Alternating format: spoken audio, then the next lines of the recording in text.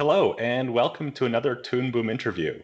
Today we're speaking with a pair of animation artists, Doig and Swift. To be more specific, Michael Doig is a colorist and compositor, while India Swift is an artist, animator, and director.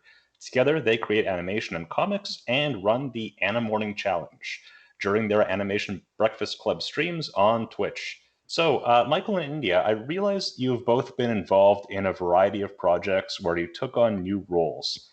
How have you expanded your skill sets in animation over the past year? Well, hey guys, it's great to be here. Thanks for having us. Um, Hello.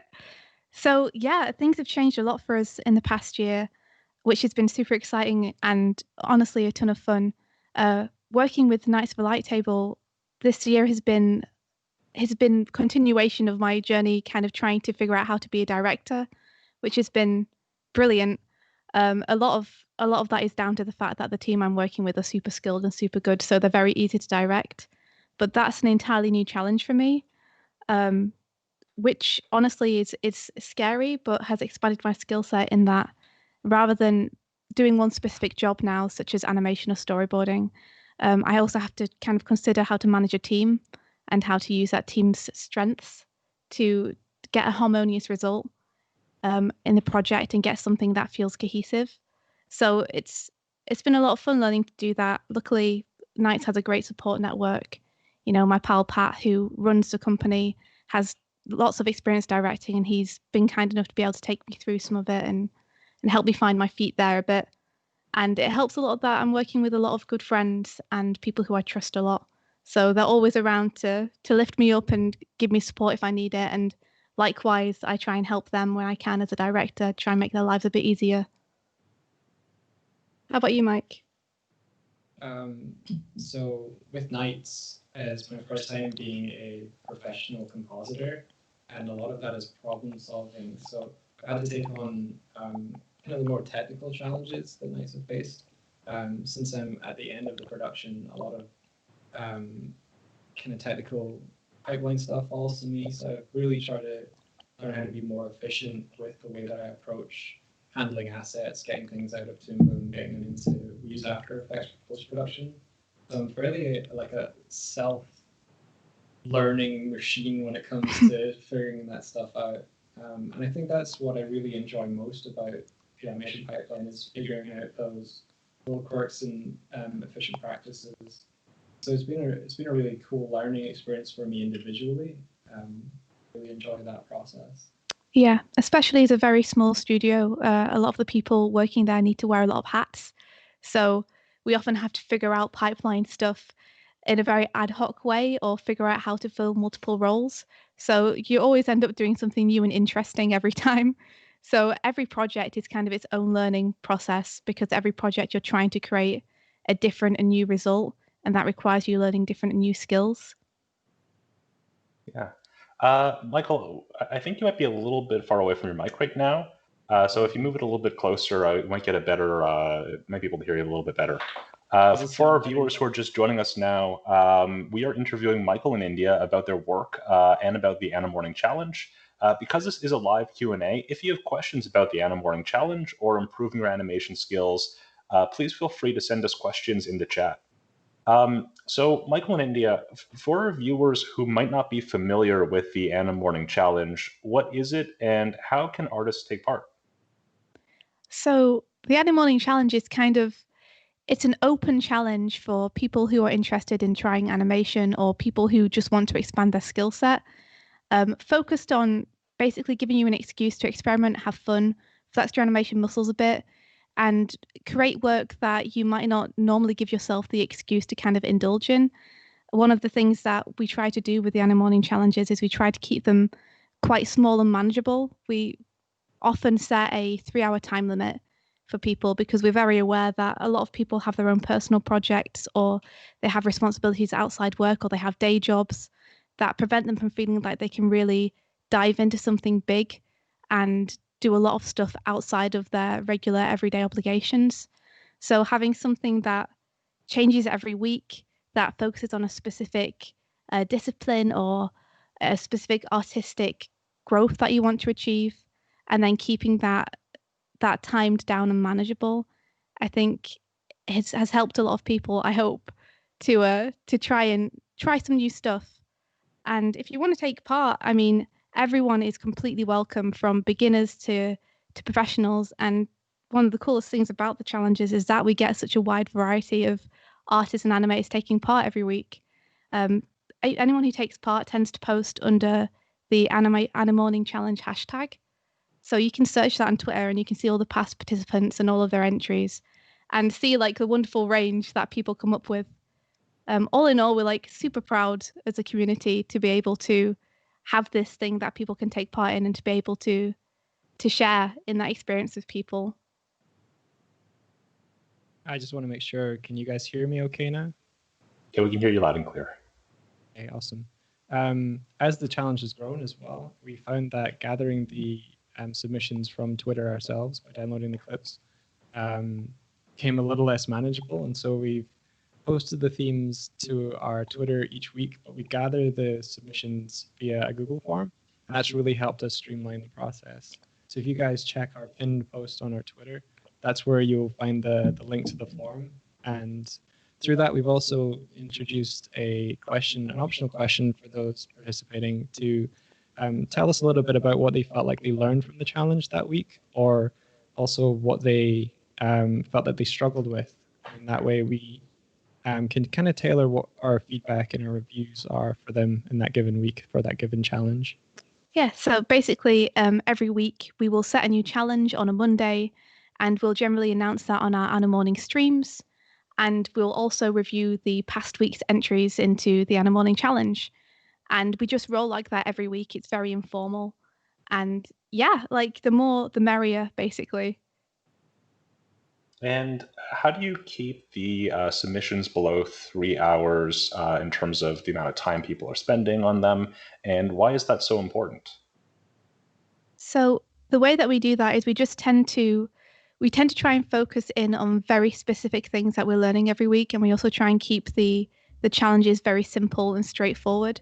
So, for example, this last week the challenge was punch, and it was just to animate a simple punch, and you could stage it any way you wanted. You could use whichever characters you wanted, and we had a range of entries from people animating just one shot of someone punching someone over 3 seconds or something, or even something like 12 frames will give me enough to review and enough to look at and see if we can figure out ways to push it more, to people who came up with entire like story sequences where they did whole scenes where there was a narrative being established and characters stalking one another through woods and such. So it's always really fun to see the variety there, but in general people can kind of put as much into it as they want. But we never expect it to have more than 3 hours put into it. So as long as people know that we're not expecting them to come up with huge epic things, and that it's fine to just submit blocking or keys or whatever you're able to do in that time, I think that has taken a lot of pressure off people. And I think that's important because it helps people realize it's okay to experiment and that they can create something very cool in a very small amount of time. I think it lets people be a bit looser and let themselves go a little bit more with the challenge when there's less pressure attached to it, because Lord knows there's enough pressure right now, what with just everyone's working journal and everything going on in the world. It's nice to have something to kind of let loose with a little bit. And spec work that gets posted a lot online. And one thing I really appreciate was you have a lot of respect for the amount of time that goes into animation. I'm going to take some of the questions from the chat right now. We have a user named Ka Tunes asking, what has been your favorite challenge so far? Oh gosh, that's really difficult. Um, I think one of the ones that I think was probably the most useful was the one where we asked people to limit it to 12 drawings. I just think that's kind of a cool idea to have a limitation like that and see exactly where people choose to spend their frames. So that was a personal favorite of mine, just in terms of the challenge itself. I thought was interesting and was something that was very focused on teaching something very specific.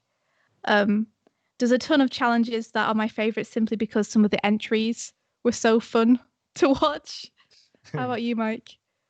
I was just going to add to what you were saying about the 12 frames thing. I feel like that was great because a lot of starting out beginning animators, they try and over animate to get that kind of fluid look. So limiting Yes. them felt like it went against the grain with that. And it really taught you how to focus on your timing and spacing and use animation knowledge and technique there. I think for me, I think one of the things that really kicked off the challenge into an extra gear was the parkour challenge, because we were offering them footage to animate over, and it felt like we were putting something out there that had like that nice little hook and interest that got animators like Ollie Loken. He submitted one. I think that really kind of kicked us a little bit in terms of seeing what people were capable of, just how creative they could be. Yeah, that was a really good one, I think, because that was the first challenge where we really had an influx of new people joining and trying it, which was like surprising and humbling and wonderful for us to see, like kind of a renewed interest in the challenges. They hadn't been going that long, but that was probably the most submissions we had in a burst. And I think it was because we gave people something very solid to work from, which was Mike's 3D background. Yeah, we were able to share a video for that specifically, and I think that kind of pulled people in. They were like, "Oh, what's this?" And it got people curious about it. Yeah, well, that ties in a lot with my next question, and I know you have a bunch of scenes that we can take our viewers through on a tour of. But while you were running the animation, the Animorning challenge, what has been your favorite response, and what did they get right? Favorite response? Oh my gosh, that's Or so their difficult. responses? There are so many. And it's the great thing is like all the animators who a lot of who are now regulars to the challenge, they all have very different animation styles.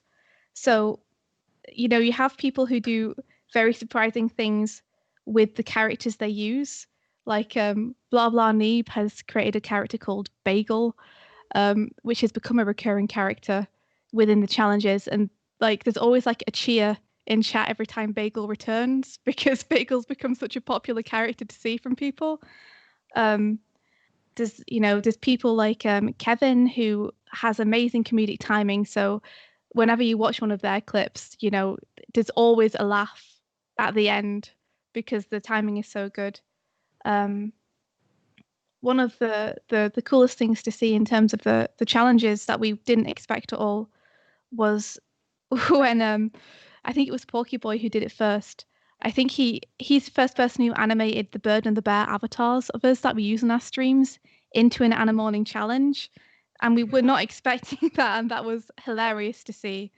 And, very flattering and cracked Mike and I up. Yeah, I think the Animorning Challenge has coincided with our decision to really push forward the idea of us as a bear and a bird.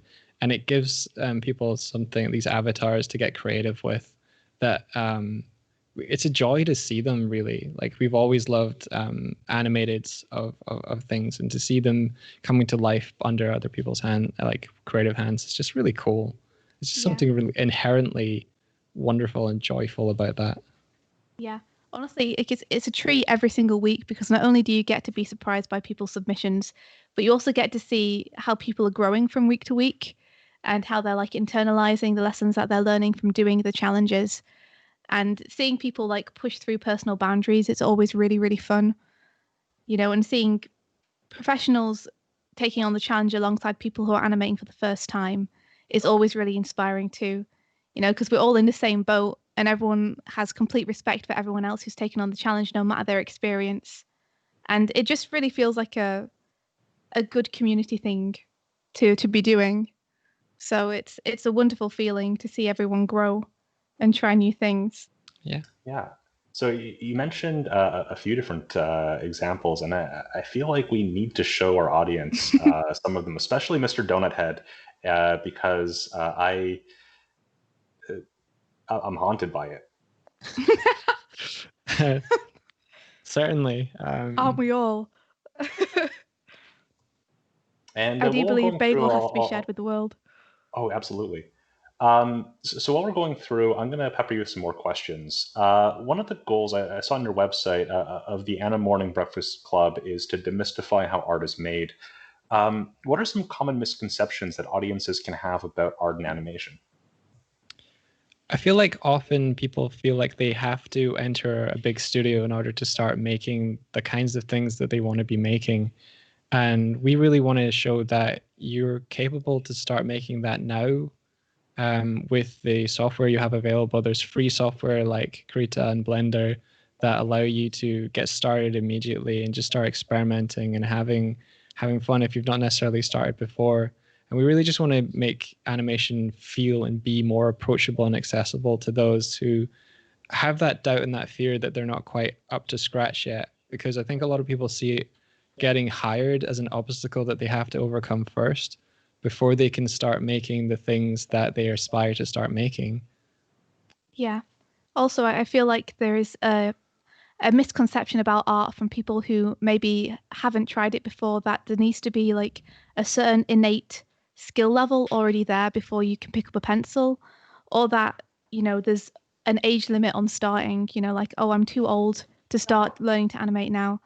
And I think through showing, both through Mike and I animating ourselves on stream and kind of showing that we kind of bumble our way through a lot and there's a lot of mistakes that happen, and also by showing, everyone's amazing progress on the Annie Morning challenges, I think it kind of shows, hopefully, that there's no barrier to entry. It doesn't matter how old you are, it doesn't matter how young you are. It doesn't matter if you have like the best software or computer, or the best. You don't have to have certain circumstances met in order to give it a go and start. And I think that's inspiring. I think it's really important for people to realize that they can make really cool stuff right now.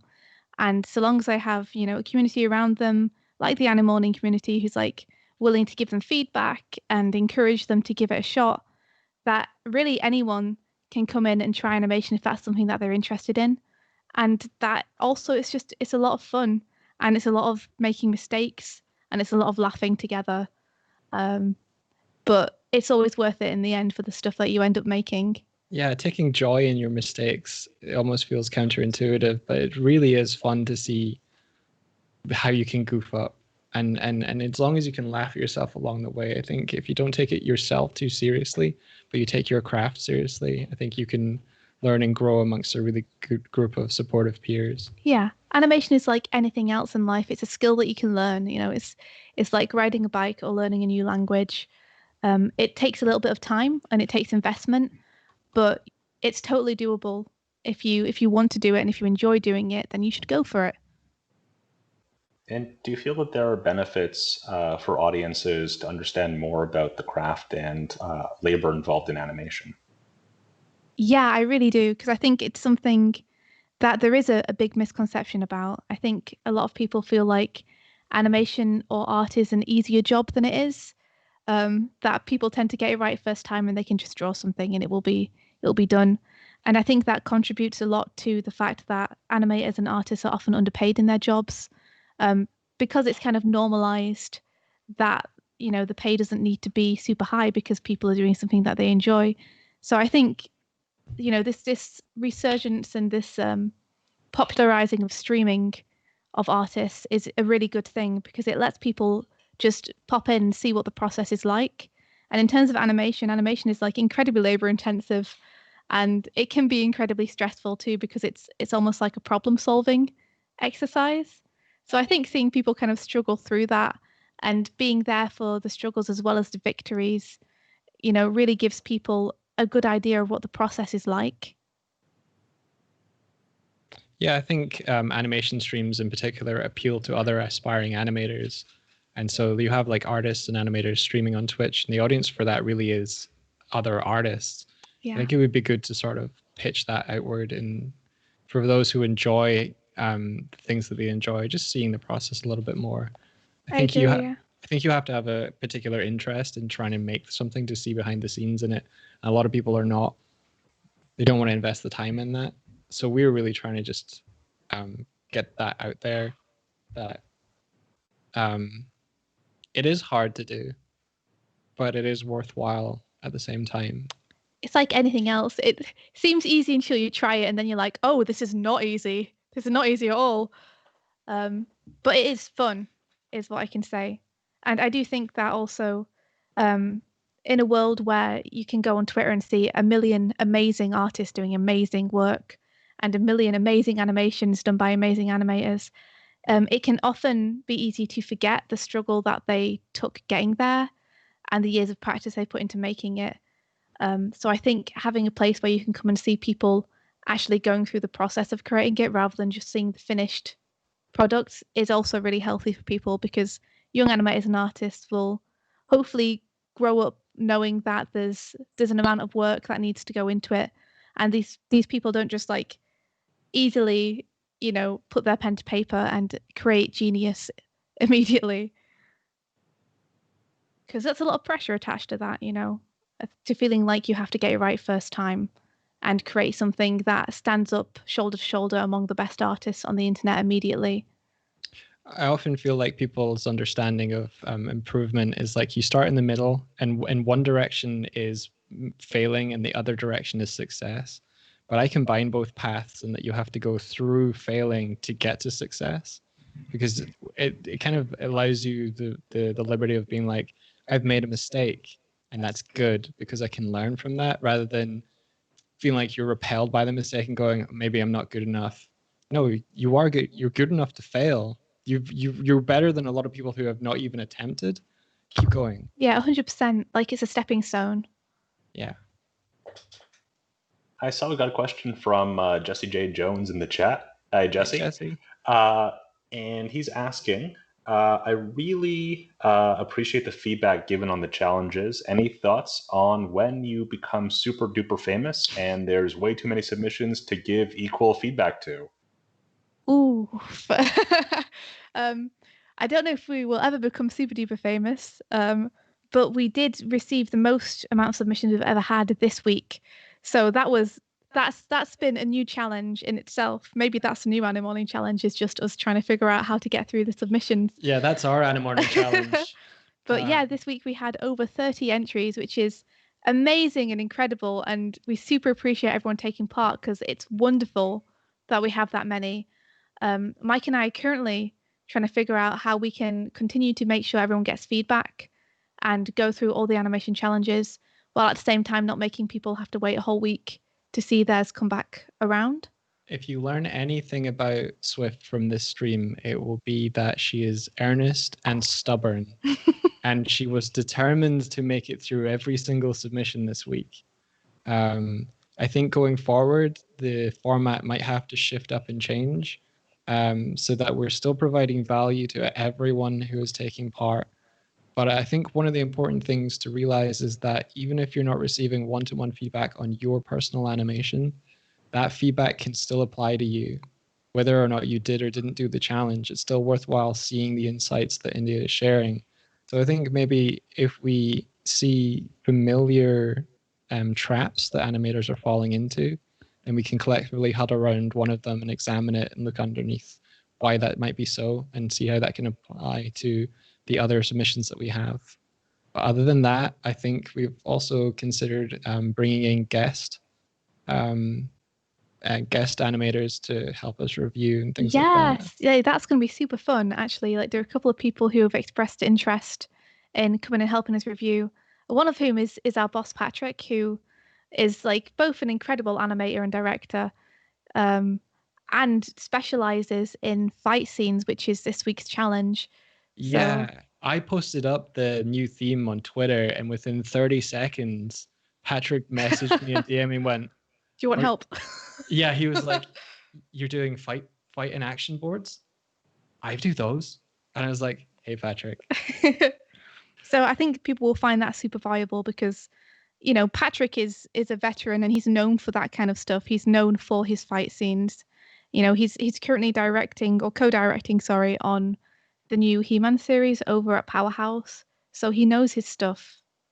Yeah, if those of you are unfamiliar with Patrick Stannard is the CEO of Knights of the Light Table.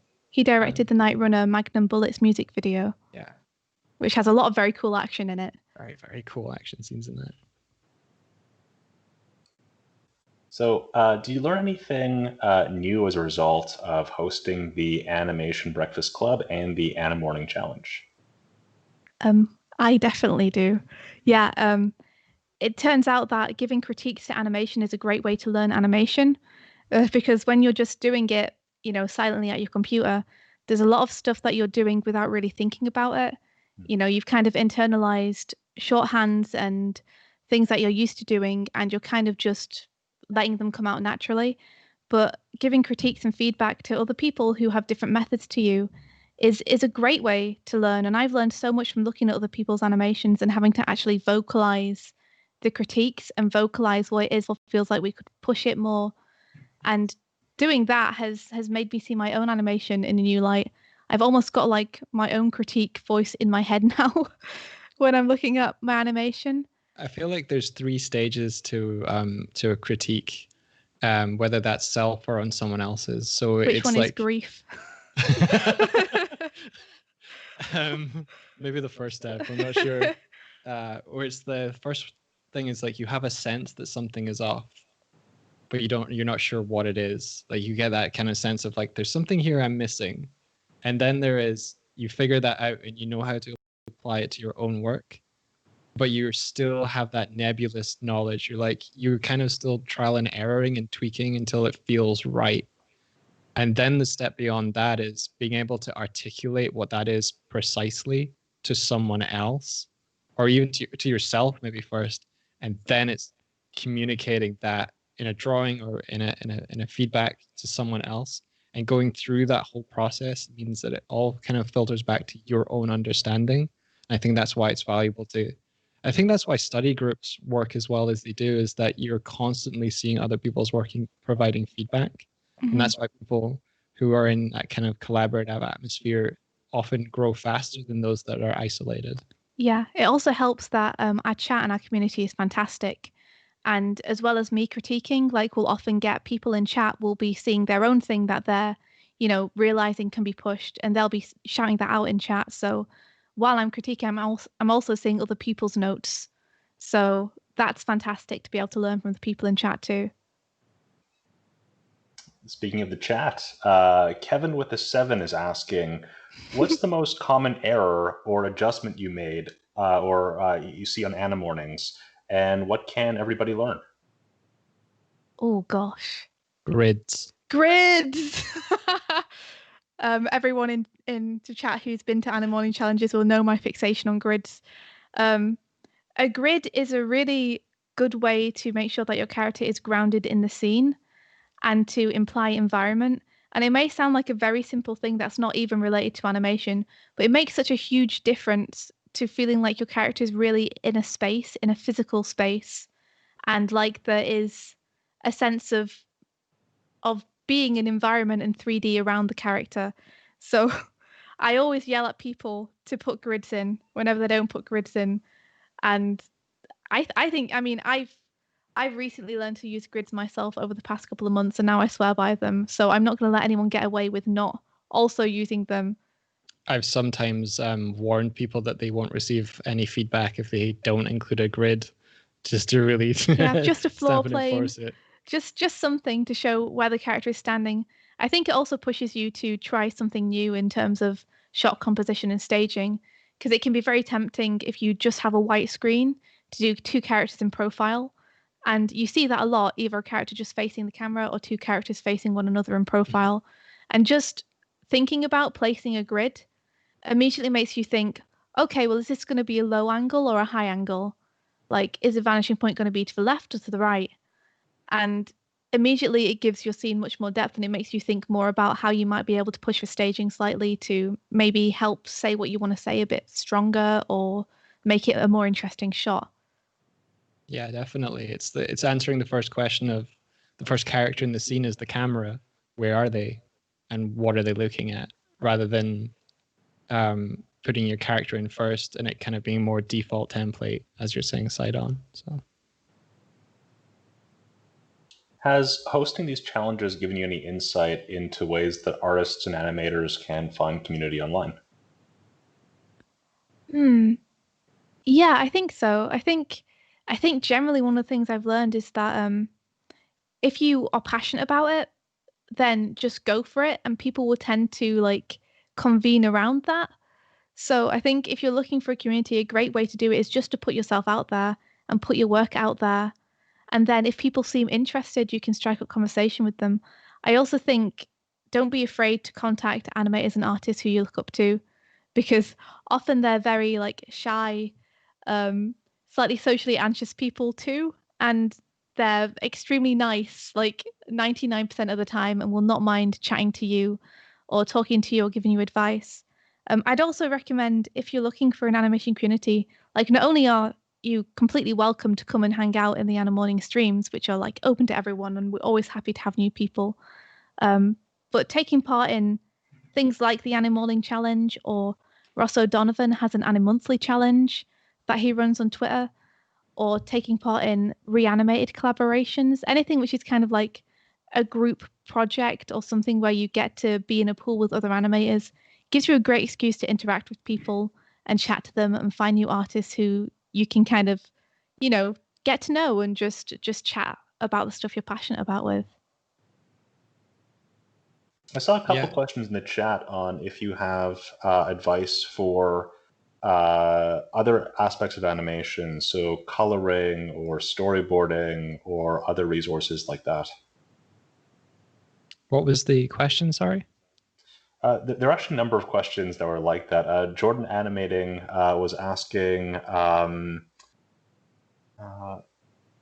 oh, sorry, this was coming from Porky Boy. Assuming the challenge grows as it has been, do Mike and India plan to do more challenges in the future, such as filmmaking, contests, or etc.? That would be really fun. Like Mike and I have actually talked just preliminarily. We've talked about potentially having like some kind of online animated festival, like a very small one, um, just to like celebrate people's animations and their films and such. Because in the world as it is right now, like a lot of people can't go to animation festivals and a lot of conventions are cancelled. And we were thinking about how nice it would be just to have like a celebration of people's work, maybe to have like a month or something for people to make something very small, and then just have like a little celebration where we all get together and look through them. I think Like, that'd be really cool. That'd be fun. I've seen some people who are regulars on the Anna Morning Challenge group together the things they've done over a number of weeks and just shared that as a collective like little reel. Yeah. Which has been really cool. I think if I can interpret the question a little bit as well, is that are you asking if it would broaden out not only in animation challenges, but other parts of the creative process that involve animation? I see that people are saying compositing and coloring questions. Yeah. Whether we, Yes. I think that would be really interesting. Something that I thought might be cool at one point is if one challenge led into another. Like, for instance, we have this fight boarding challenge, but what if the next week after that was take one of the shots that someone else boarded and animate it and then make it collaborative in that way? Or if there were like color specific ones, there's a thing that I do in animation called color scripting. I think that would be a really good one for a 3-hour challenge, because color scripting, it's kind of applying color design to a storyboard. And I've done that a fair bit in a number of projects. I think people would get value from that, because one thing I notice in a lot of animators, maybe like who are just independent animators, color design seems to be like one of the things that is thought about maybe last. And I think color can really elevate a piece of animation. You can get so much emotional color through color and light that you could have the same scene lit and colored in so many different ways. So yeah, I'd be really interested in exploring that, because it means I'll get to geek out a hell of a lot more about that aspect. I would definitely be into broadening the challenges more. I think one of the things that that worries me a little bit about doing that is just I always worry that I want to keep them as accessible to beginners as possible, and so I always want there to be like an option for free software for people. And I worry if we do things like compositing that people might not have the software to be able to participate. But I think when it comes to things like color, like there's multiple ways that you could contribute to that. So I think like that would be an awesome thing to do. Yeah. Yeah. So And thank we you for could that work out question. the other stuff. Yeah. Do you have art advice for artists who would like to take on new and less familiar roles? Do you want to go first, Mike?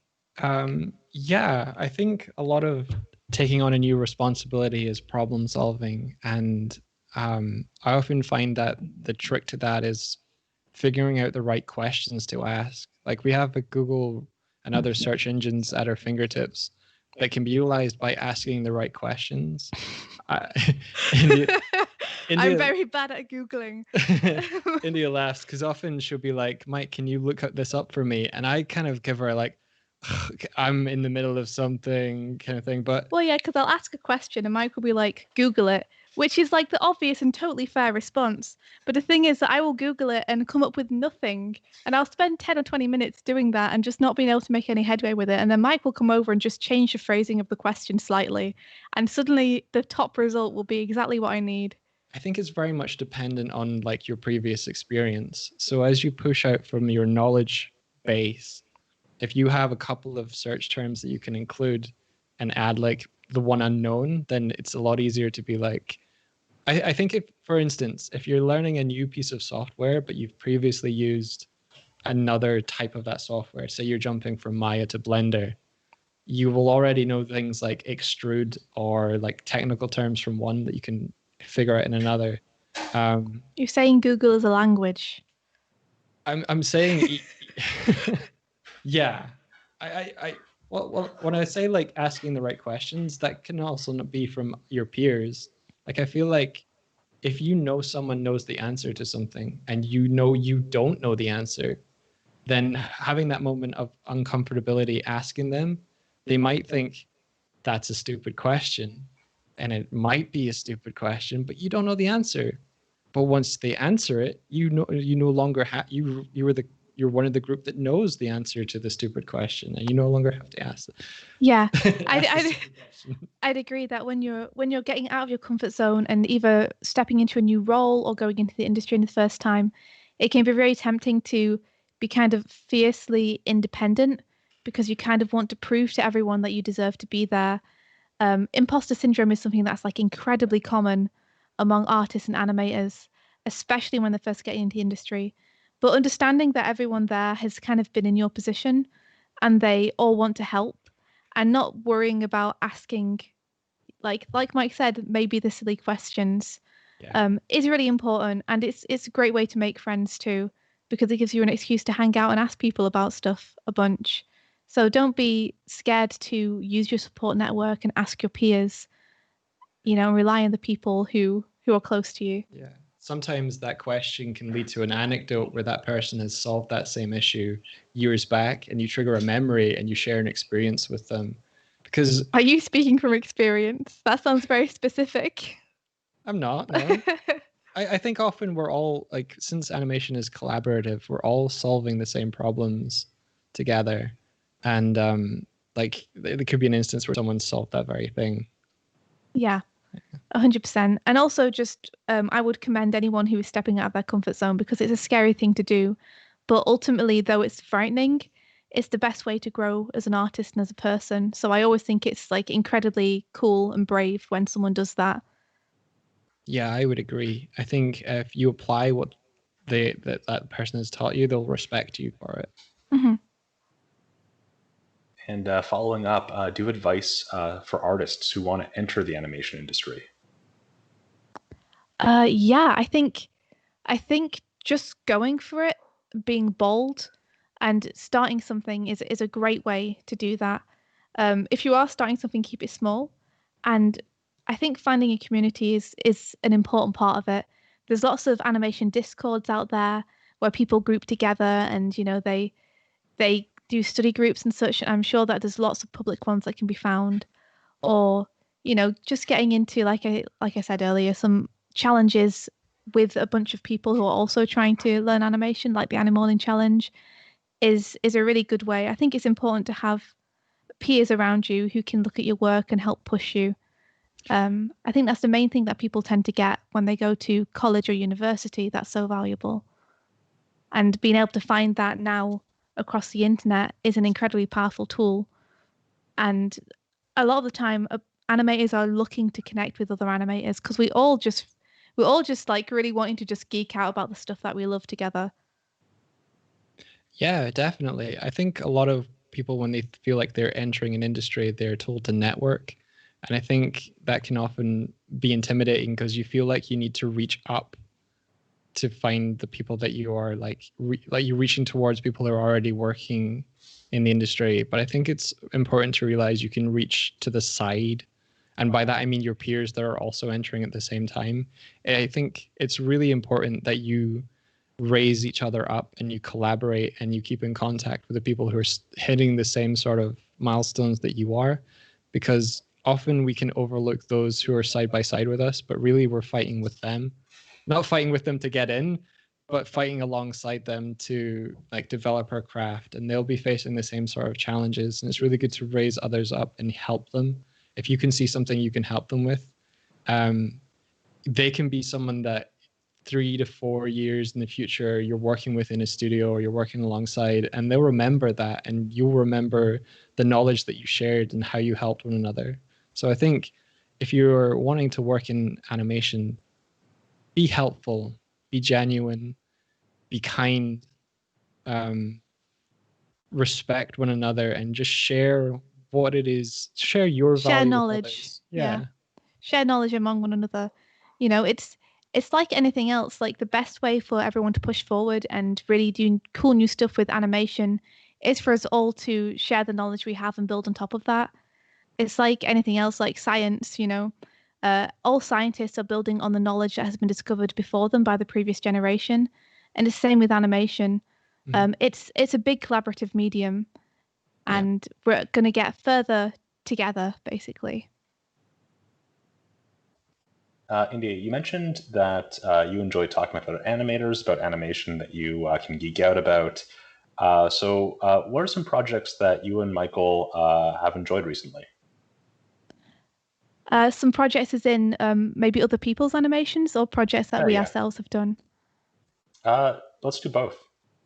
Well, well, since you've given me a platform, I'm going to talk about my new favorite animated series ever, which is Rise of the Teenage Mutant Ninja Turtles. And like that's been incredibly fun to geek out with my friends about because, you know, as a bunch of animators, that show is just heckin' beautiful.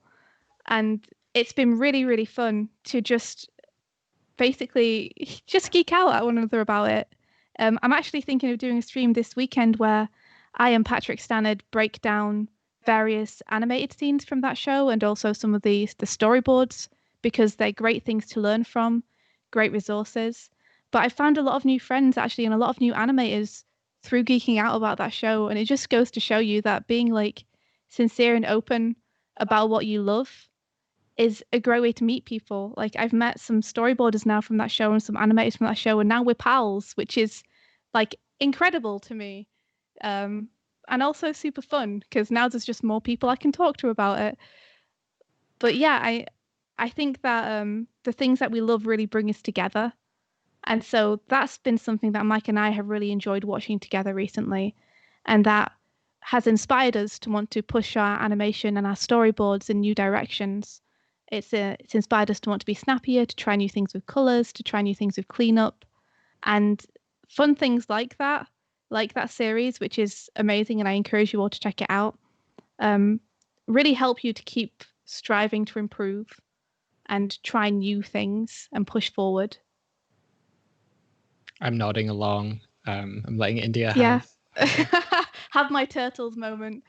Honestly, like it's such a great series, and that's been a lot of fun. Recently, our friend Hardik animated Little India standing Rise of the TMNT as part of one of the Animorning challenges. We had, which one was that for? That was for Hug. So one of the Animorning challenges was Hug, and Hardik, who is working with us at Knights of the Light Table right now, on the Mystic Crystal project, which is a really, really fun project that he's absolutely kicking ass on. He animated me basically getting a hug from my favorite turtle. So that was heartwarming and wonderful. And you see, dreams do come true through the medium of animation. Mm. And Mr. Crystal is what? Like it's a 17-minute music video, 12-minute. It's long. Oh my gosh, yeah. It's it's long. Luckily, that's not 100% animation. It's partially animated. And sorry, Mike, what is it? I was just going to say, yeah, the music video itself is broken into sections or chapters, Mhm. and so there are multiple animated portions. So it's a song by Ninja Sex Party, which are one of our favorite bands and also one of our best clients at Knights of a Light Table. You know, they and Game Grumps, who are kind of linked to them in terms of the band members, have really given Knights of a Light Table their start. So we absolutely adore working with them, and we're incredibly honoured to get to work on this music video because it's their 10-year anniversary music video. So that's incredibly exciting. And yeah, we have a couple of people in the chat, I think, who are working on that. So Kevin is working on that. Kevin with the 7, and Hardik is also working on that. Who I think he's asleep he's at the probably moment. asleep. Yeah, he's probably asleep. Hardik is in India, so his time zone is a few hours ahead of us. So it'll probably be very early in the morning for him. But they're doing incredible work on the music video, and it's great to work with them on it. And that's been, again, an entirely different style and something that's been really exciting to do, because we're trying to emulate the very old style of Xerox era animations such as 101 Dalmatians or Don Bluthian style animation. So Yeah, with each Knights project, there's been a different like inspiration or source that we're attempting to like capture the nostalgia and emulate and take the feeling of what each of them were and put that into our work. So each time that's a compositing challenge for me of, can you achieve this look? Like, I will try. And we did a test shot recently and it got some good reactions from the team members and also Patrick, who is a big he's a big fan of that particular era and style of work. So to get him reacting like, oh, it looks like, and I don't know if I can say what it looks like, but I'll let you imagine. Can we say what it? I mean, I don't know what you're going to say, but I think you can. Like Bluth era Secret of Nim-esque aesthetic. Yes. That sort of animated feel has been a big inspiration for us. Yeah, and the coming up with that style and trying to emulate that through the cleanup was like really a team effort from everyone on the team. You know, our lead cleanup artist Bryony did so much work trying to figure out that style with me, and I think that's the wonderful thing about having a small studio and small projects like that, is that, you know, really every single team member makes such a huge difference, and everyone really brings their all into everything and helps with every aspect of it. So it's always a ton of fun to try and emulate new styles. And hopefully we'll pull it off. We'll see when the music video comes out, which I think will be late this year. And that's all being done digitally. You're not taking like an old Xerox machine and trying to put all the pencil sketches through each and every. Oh, if she could, she would. Man, don't tempt me. I tried to get everyone to animate on paper, but they were like, no. Maybe next project I'll be allowed to. No. There's nothing like the feel of paper, man. Yeah, that's you been. You can scan it into Harmony. What draws you to animation as an art form? Oh gosh. India. Just kidding. I kind of yanked you into it, but I think you already had like a huge interest in it anyway, because you went through university. Yeah, I swung back and forth between developing games and making animation. Yeah. So I just think it's the most magical thing in the world. Like, I think to me, it feels like it's almost a purest form of art. Not to sound incredibly pretentious, but you know, when you're making films and telling stories in that way with live action, there's certain compromises you have to make, you know, based on you know, where you can put a camera physically, or you know, what the lighting is like that day, or the performance of your actors. And I think animation is a medium where you can take control of every single aspect of it and really craft it into being exactly what you want it to be, or as close as you can get it. And I think that's wonderful that you can amplify reality and deliver messages in a way which is, perfectly suited for the message you're trying to deliver, because you can abstract reality so much and really gear everything towards what you're going for. Yeah, I'm a huge fan of metaphor, and more particularly visual metaphor, about how we understand and symbolize conceptual concepts in our head.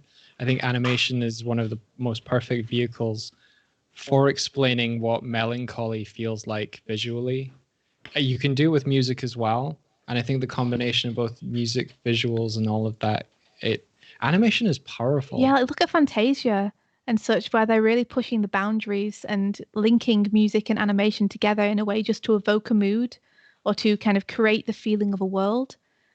And like, it still honestly blows my mind that animation is someone drawing a picture and then another one and then another one and then another one and then putting them all together and it creating life. That's incredible to me. Like when you see the old masters and the new masters too of our current era, who are really crafting all this amazing acting and action, and you can feel the momentum of the characters and you can feel the physicality and you can see the emotion. I just think that's magic. Like, it's incredible. You can become emotionally attached to a drawing Yeah. through animation. You can. Sometimes I feel like they're more real because you can abstract it and really distill it down to the essence. Sometimes it's almost more honest, I feel. I would agree. So we talked a little bit about what brought you into animation. Where do you see the future of the industry and the craft going? Oh, that's a fun question. I really hope that we get to see more stuff happening with VR. I've seen a lot of people using VR for storyboarding, and I think if VR becomes a medium through which you can watch or consume films or worlds, that's a whole new door for animation to step through. I also really hope that we see more integration and clashing of the different mediums of animation together, stop motion or CGI or 2D. Things like Spider-Verse, where they really mesh those together, I think are some of the most exciting things to come out recently. And there's this a very old mindset that there's kind of a rivalry between these different mediums that I think is kind of outdated and doesn't need to be there, because at the end of the day, we're all artists using our own tools to try and create stories. And I think we're stronger together and we can learn from each different method to create something amazing. Yeah, there's definitely strengths to each. I would say I'm looking forward to and hopeful that animation, particularly in the West, is treated less like a genre and more of a medium, and that more emotionally mature stories can be told through animation, where we don't necessarily have this big kind of gap in the middle between kids animated feature and adult series that are comedy. I feel like there is such a wealth of unexplored territory that you see companies and studios in Japan providing animated series for their audience over there that are being adopted and they're being reached for, and there's people in the West going, anime is great. And I think a lot of people can have a kind of gut reaction and stereotype anime for its aesthetic. And fair enough if you subjectively it doesn't appeal to you. But I think the storytelling and the nuance there is an untapped, just amazing field that needs exploring, because there's stories that you can tell that don't need to fall into those genre camps. Yeah, I think animation as a medium, not a genre, is powerful, because I want an animated Western. I want an animated horror movie. I think animation is an incredible vessel for horror movies. Because Yeah. yeah, if you can imagine, like, whatever you can draw can become reality. Uh, Imagine, the kind of monsters you could create with that, the kind of moods you could create with that. And that's something that's barely been touched on or tapped into. And I think that's got incredible potential. And I'd love to just see more genres of animation come out where, as Mike said, they don't have to be geared around being family-friendly movies. I think a lot of the things that are marketed are commercially viable. I think a lot of the decisions come from what people can rely on to sell, or what has sold in the past. Yeah, and that forces a lot of hands and a lot of decision making. And I think it's really cool to see independent creators making their own way and making the sort of things that appeal to them. And so that tools are more accessible and available. They're not hamstrung by needing massive budgets. Animation does cost, and to make anything of a feature length is a massive undertaking. But I feel like if audiences are willing to put money behind seeing that, independent creators are more than willing to step up and deliver that. The number of sorry to be like self-congratulating here, but the number of comments that I've read where people say, where's the series attached to these music videos you've made, shows that there's people wanting that. There's an audience for it, Yeah. For sure. And I think you're right in that I think small animators and animators who are independent maybe are kind of the future that we're heading towards, because they have the freedom to be more experimental and they're not, strung in by tradition that's upheld by people at the top of studios, because they have the responsibility to kind of keep the water running and keep everyone employed by making the safe decisions. Yeah. Well, that is all the time we have for tonight. Michael and India, I want to thank you for joining us on this Toon Boom interview. Where can our viewers find you on the web? Go for it, Mike. I'm often told as I shill when I'm the Moneybags Doig, but we stream really regularly on Twitch. Monday to Friday on weekdays, we have the Animation Breakfast Club that we've been talking about. You can also find us on Twitter. All of the usernames is DoigSwift, so DoigSwift. We also have a YouTube channel that we've been posting animation content over the last 3 years. That's where we kind of made our start on the internet. And more recently, we're going to branch out into offering a Let's Play channel and a dedicated channel for our videos on demand, so our stream recordings. They're all linked from the main YouTube.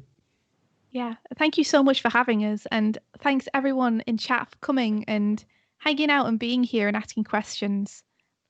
We really appreciate you having us on here. Super cool. Yeah, well, we appreciate you coming on to our show too. And for our viewers, if you're looking for resources to improve your skills using Harmony or Storyboard Pro, you can find free video tutorials at learn.toonboom.com. We have collections and journeys for traditional animators, cutout animators, rigging artists, and more. And you can tune in next week for the second episode of Collaboratory, the show where you help Mike Morris come up with a short storyboard sequence, and we learn about the craft along the way. Until next time. Thanks everyone. Thanks for coming by.